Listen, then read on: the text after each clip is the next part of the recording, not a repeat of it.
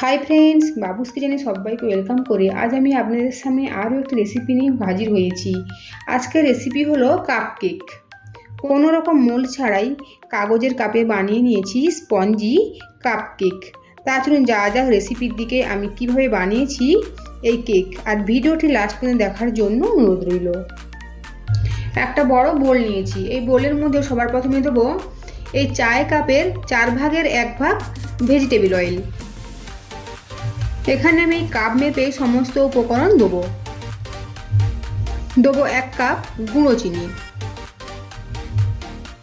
দেবো 1 কাপ পরিমাণে দুধ, রুম টেম্পারেচারে থাকা দুধ। এখানে আমি দুধটা ভালোভাবে ফুটিয়ে নিয়ে ঠান্ডা করে নিয়েছি। এখন দুধ, গুঁড়ো চিনি, তেল ভালো করে মিশিয়ে নেব।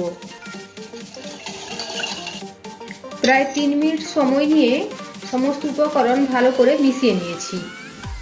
এখন একটা বড় চালনি নিয়েছি। চালনির মধ্যে দেবো ঠিক সেম কাপেরই 2 কাপ ময়দা, 1 বড় চামচ গুঁড়ো দুধ, একটা ছোট চামচের হাফ চামচ বেকিং পাউডার। যতটা বেকিং পাউডার দিয়েছি তার হাফ নিয়েছি বেকিং সোডা। এখন এই সমস্ত উপকরণ ভালো করে চেলে নেব। এখানে গুঁড়ো দুধটা পুরোপুরি অপশনাল। গুঁড়ো দুধ দেওয়ার ফলে কেকের টেস্ট কিন্তু খুব ভালো হয়। সমস্ত শুকনো উপকরণ ভালো করে চেলে নিয়েছি। এখন মিশিয়ে নেব। ব্যাটারটা একই ডাইরেকশনে মিশিয়ে নিতে হবে, আর ওভার মিক্স করা যাবে না, হালকা হাতে মিশিয়ে নিতে হবে। ব্যাটারটা ঘন রয়েছে তাই এখানে দেবো অল্প পরিমাণে দুধ।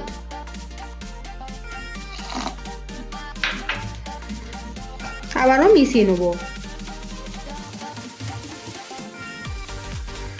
আর সাথে দেবো 3-4 drop vanilla essence. Vanilla essence ব্যাটারের সাথে মিশিয়ে নেব। দেখুন ব্যাটার একদম পারফেক্টভাবে রেডি হয়ে গিয়েছে। সবশেষে দেবো 1 চামচ হোয়াইট ভিনিগার। আবারও মিক্স করে নেব। ওভার মিক্স করা যাবে না, শুধুমাত্র হালকা হাতে মিশিয়ে নিতে হবে।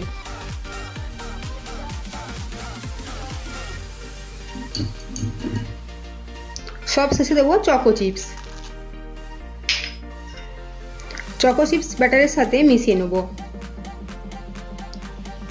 তাই ব্যাটারের ঘনত্ব বেশি পাতলা করা যাবে না, পাতলা করলে চকো চিপসগুলো কেকের একেবারে তলায় চলে যাবে। চকো চিপস ব্যাটারের সাথে মিশিয়ে নিয়েছি। এখন যাব নেক্সট প্রসেসে।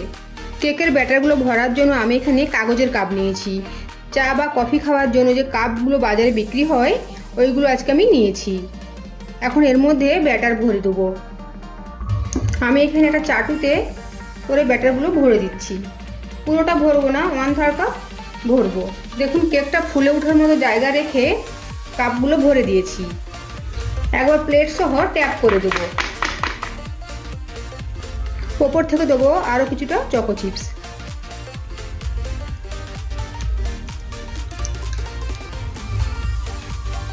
এখন যাব নেক্সট প্রসেসে।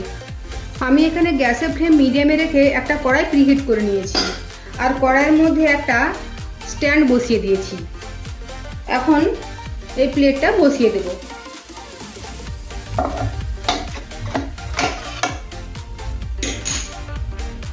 আর ঢাকনার মুখটা এবার কাগজ দিয়ে মুড়ে দিয়েছি। এখন গ্যাসের ফ্লেম লো টু মিডিয়ামে রেখে 20 মিনিটের জন্য বেক করে নেব। আর 15 মিনিট পরে একবার চেক করব কেকটা হয়েছে কিনা।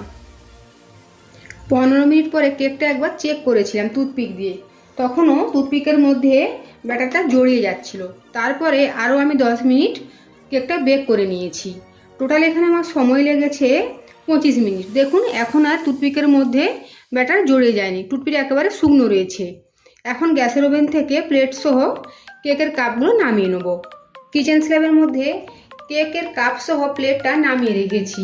এখন একটা রুমাল দিয়ে ঢেকে রাখবো, ঢেকে ঠান্ডা করবো ভালোভাবে। কেক ঠান্ডা হয়ে গিয়েছে। এখন এই কাপ থেকে কেক ডিমোল্ড করে নেব। আপনারা চাইলে এই কাগজের কাপটা ছিঁড়ে ফেলতেও পারেন। আমি এখানে এবার ছুরির সাহায্যে ডিমোল্ড করে নেব। প্রথমে এই চারিপাশটা ছাড়িয়ে নেব, কাপ থেকে ছাড়িয়ে নিয়েছি। এখন এভাবে উল্টো করে দিলেই দেখুন কেকটা পড়ে গেল। আর দেখুন কত জালিদার হয়েছে কেকটা, একদম নরম স্পঞ্জি কেক। দেখুন তৈরি হয়ে গিয়েছে স্পঞ্জি কাপ কেক। এভাবে কাপগুলো থেকে বাকি কেকগুলো ডিমোল্ড করে নেব। আজকের আমার এই রেসিপি যদি আপনাদের ভালো লেগে থাকে তো অবশ্যই কমেন্ট করে জানাবেন কেমন হয়েছে। সাথে সাথে লাইক, শেয়ার ও সাবস্ক্রাইব করার জন্য অনুরোধ রইল।